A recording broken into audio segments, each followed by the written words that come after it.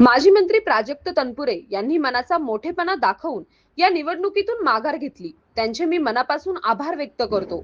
त्यांनी माघार घेतल्यामुळेच अक्षय कडिले यांना प्रचंड मताधिक्याने विजय झाला, असे प्रतिपादन पालकमंत्री नामदार राधाकृष्ण विखे पाटील यांनी केले.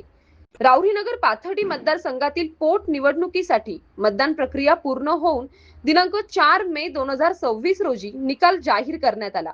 मतमोजणी प्रक्रिया पूर्ण झाल्यानंतर त्या ठिकाणी नामदार राधाकृष्ण विखे पाटील यांनी उपस्थित राहून आपली प्रतिक्रिया व्यक्त केली.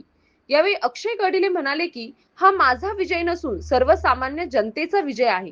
त्यामुळे आता स्वर्गीय शिवाजीराव कडिले यांनी मतदारसंघाच्या विकासाबाबत पाहिलेले स्वप्न पूर्ण करणार. यावेळी नगर येथील आमदार संग्राम जगताप व नवनिर्वाचित आमदार अक्षय कडिले यांच्यासह हजारो कार्यकर्ते उपस्थित होते.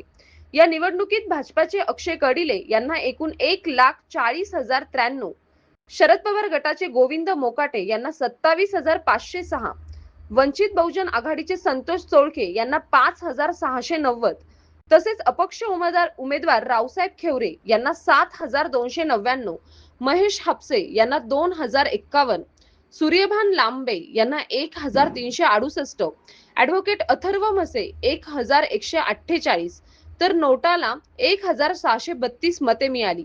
एकूण 27 फेऱ्या अखेर भाजपाचे अक्षय कडिले हे 1,12,587 मतांनी विजयी घोषित करण्यात आले.